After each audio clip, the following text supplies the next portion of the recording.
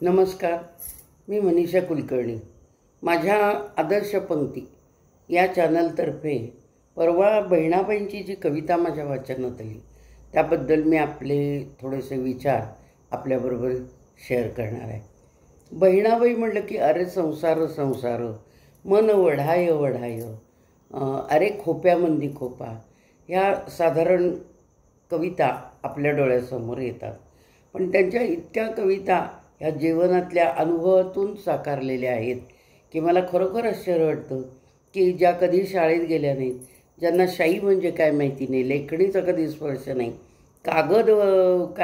कागदाशी कधी संबंध आला नाही, पण हे जीवन जगणं आणि त्याच्यात दिसणाऱ्या गोष्टी आपल्या भोवतीच्या, त्यातून इतक्या साध्या साध्या सोप्या सोप्या गोष्टीतून त्यांना काव्यकल्पना सुचल्या आणि त्या सहज तोंडाने फक्त म्हणत गेल्या.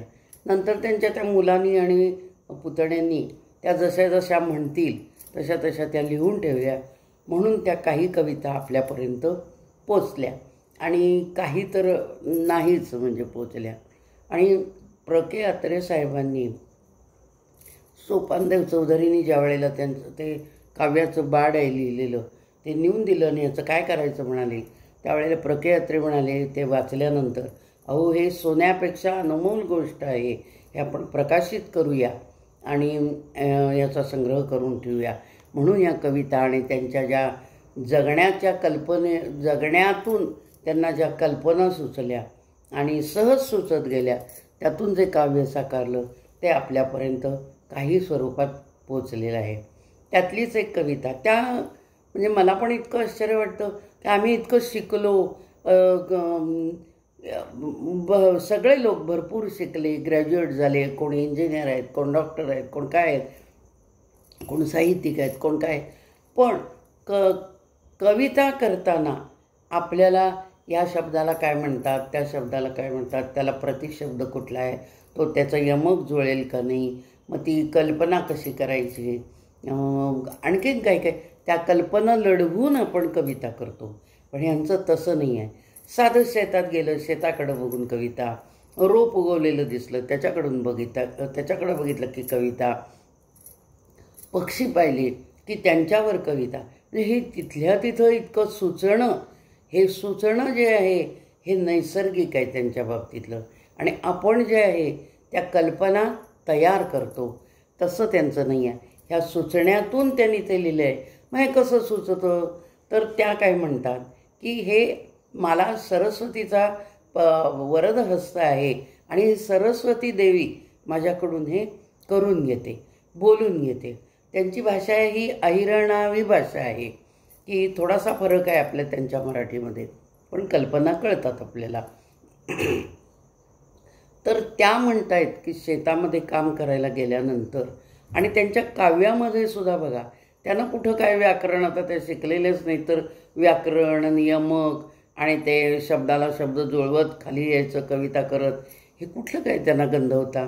पण तरी त्यांची एकही कवितेची ओळ ही तुम्हाला कधी इकडची तिकडं झालेली दिसणार नाही. आणि आता नवकाव्य बघा की कुठलं वाक्य काय असतं आणि कुठलं कवितेचं पद्य काय असतं आणि काय कल्पना असते, काही मला तर ते काही नवकाव्य काहीही कळत नाही. आणि त्याला काही यमकही नसतं आणि काही नसतं. ते तर नवकवी आणि कोण ते नवकाव्याचा अभ्यास करणारे लोक आहेत त्यांनाच ते समजेल, आमच्यासारख्यांना तर ते काही समजत नाही. पण ह्यांच्या ज्या कविता अत्यंत सोप्या, सुबोध आणि सुचून केलेल्या कविता, हे मला जास्त त्यातनं आश्चर्य वाटतं. त्या काय म्हणतायत सरस्वतीला, माझी माय सरस्वती. माझी आई कोण आहे, ही सरस्वती देवी, ही माझी माय आहे. बघा, या सरस्वतीच्या वरदानामुळं किती बुद्धीचा विकास, बुद्धीची प्रगल्भता, की त्यांना त्याची कल्पनासुद्धा नाही आहे स्वतःला. आणि आता आपण प्रार्थना करतो, मुलांच्याकडनं करून घेतो, सरस्वतीचं वंदना करून घेतो, पण ते सगळं आपल्याला कल्पनेनं पुढं सुचवून मग तो अभ्यास करून, मग ती सरस्वती देवी ही बुद्धीची देवता आहे, पण त्यांच्यावर मुळातच बुद्धीचा वरद असतो होता. माझी माय सरस्वती मला शिकविते बोली. बोली म्हणजे माझ्या तोंडून ही कविता ह्या ओव्या करून घेते. लेक बहिणाच्या मनी किती गुपित पेरली. ही बोली पेरली हे शब्द बघा कसे आहेत ते. तर त्या काय म्हणतायत की हे भोवतीचे अनुभव घेताना माझ्या मनात इतक्या कल्पना येत आहेत, इतक्या कल्पना मला सुचत आहेत. आणि त्या कल्पना हे गुपित म्हणजे काय, माझ्या मनात ही बघून सगळं जे काय कल्पना येतात ते माझ्याकडून कोण बोलून घेते, तर ही सरस्वती देवीच्या वरद हस्तामुळे मी या कल्पना माझ्या बोलण्यातून व्यक्त करू शकते, ओव्यातून व्यक्त करू शकते. माझ्यासाठी पांडुरंगा तुझे गीता भागवत, माझ्यासाठी पांडुरंगा तुझे गीता भागवत, पावसात सामावत माटी मंदे उगवत. माझा पांडुरंग कोण आहे, तर हे शेत, हा पाऊस आणि ह्या मातीमध्ये पेरलेलं बी, हाच माझा पांडुरंग आणि हाच माझा गीता, हीच माझी गीता आणि हाच माझा भागवत आहे. मला दुसरीकडं कुठेही जाण्याची गरज नाही. म्हणजे धरित्रीला बघून, पावसाला, वरुण राजाला बघून आणि हे बघून त्यांना आपला पांडुरंग आठवतो आणि त्या म्हणतात हा इथंच माझा पांडुरंग आहे, माझी गीता भागवत सगळं काय येते इथंच आहे. माझी माय सरस्वती मला शिकविते बोली. अरे देवाचं दर्शन, अरे देवाचं दर्शन झालं झालं आपसुख, झालं झालं आपुसुख. हिरीदात सूर्य बापा दाई अरूपाचं रूप. ह्या शेतात काम करताना मला आपोआप देवाचं दर्शन होतं आहे. तर ते मला कोण घडवून आणतं, तर हे सूर्यदेव जे आहेत ते मला, हा जो अदृश्य रूपामध्ये देव आहे त्याचं रूप मला हे दाखवून देत आहेत, शेतामध्ये दाखवून देत आहेत. तर त्या काय म्हणतात की त्यांच्या त्या कल्पनेमध्ये असं आहे की बी आपण पेरतो, पेरल्यानंतर वरुण राजा प्रसन्न होतो, पाऊस पडतो, पावसातून जमीन ओली होती, तो ओलेपणा, सूर्याची ऊब आणि त्यातून एक कोंब बाहेर येतो आणि त्या कोंबाला असे 2 पानं येतात आणि ती 2 पानं सूर्यदेवाला म्हणतायत की त्यांची कल्पना बघा किती सुंदर कल्पना आहे की 2 पानं जे आहेत ते ह्या कोंबाचे हात आहेत आणि त्या हाताने ते सूर्यदेवाला नमस्कार करतायत की तुझ्यामुळं आम्हाला हे जीवदान मिळालं, पावसामुळं आम्हाला जीवदान मिळालं, या धरित्रीच्या मायेतून आम्हाला हे आमचं जीवन फुलण्याचं हे काम सुरू झालं आणि हे सगळं सूर्यदेवा तुझ्यामुळं झालं. आणि ह्या काय म्हणतायत बहिणाबाई की मला देवाचं दर्शन जे आहे ते सूर्यबाप मला हा अरूपाचं दर्शन रूपामध्ये घडवून देतोय. म्हणजे मला साक्षात पांडुरंग भेटल्याचा आनंद होतोय हे सगळं बघून. किती सुंदर कल्पना.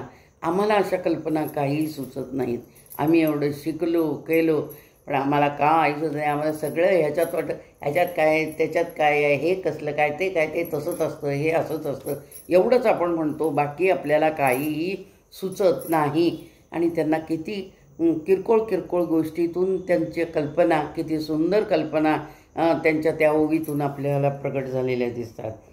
आता त्या परमेश्वराला काय म्हणतायत, तुझ्या पायाची चाहूल.